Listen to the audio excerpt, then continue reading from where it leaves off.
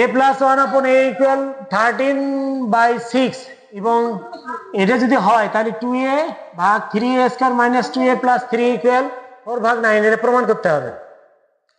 আচ্ছা দেওয়া আছে যে মানটা সেটা দেখো, দেওয়া আছে মানটা হলো a প্লাস 1/a ইকুয়াল 13/6। তাহলে এখান থেকে আমরা a plus 1/a square equal 6 square দুই পাশে বর্গ করি। এই বর্গ কি a plus b all square সূত্র কি a minus b all square plus কি 4ab। তাহলে 169 বাই কি 36, তাহলে a কাটা যায় a minus 1/a square equal 169 by 36 minus 4। তাহলে বা দেখো a মাইনাস 1/a স্কয়ার সমান 169 মাইনাস 4/6 4 থেকে 2 3 4 12 আর 2 কত হয় 14 144 ভাগ 36।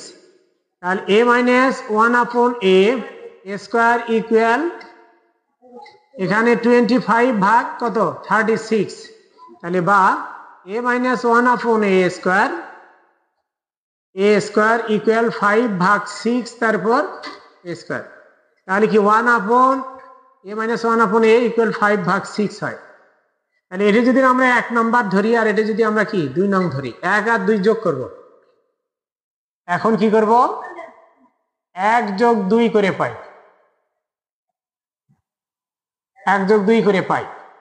তাহলে a প্লাস 1/a ইকুয়াল 13 ভাগ 6, a মাইনাস 1/a ইকুয়াল 5 ভাগ 6। তাহলে এটা আর এটা যায় কাটা, তাহলে কি 2a সমান কত থাকে দেখো 13/6 প্লাস 5/6। তাহলে এখানে 2a ইকুয়াল 6 লসাগু হলে 13 প্লাস 5 বা 2a ইকুয়াল 18/6 বা 2a ইকুয়াল 3 বা a ইকুয়াল কত হয় 3 ভাগ 2। তাহলে সুতরাং 1/a ইকুয়াল হবে 1/3 ভাগ 2। তাহলে 2টা যাবে উপরে, তাই না? 2 উপরে যাবে, নিচে আসবে 3। এখন আমরা মান বসাবো, এবার মান বসাবো, তাই না? আচ্ছা এটা তো দরকার নাই, 1/a এর মানটা কোনো প্রয়োজন নেই, এটা প্রয়োজন নেই, এটা দরকার নেই। তার মানে আমরা কাজ করব কি এখন এর মানটাই আমরা ওখানে বসাবো। বাম পক্ষ কি 2a by 3a square minus 2a plus 3। তাহলে এখন 2a বলতে কি 2 ইন্টু 3/2 আর 3a স্কয়ার এ বলতে 3/2 a square minus 2 into 3/2 plus 3 এটা। তাহলে এখানে দেখো এই 2 যায় কাটা, থাকে কি ইকুয়াল দেখো এই 2 আর এই 2 মনে হয় কাটা যায় 3/2। তাহলে উপরে থাকে 3 আর নিচে থাকে কি 3 ইন্টু 9/4 মাইনাস 3 প্লাস 3।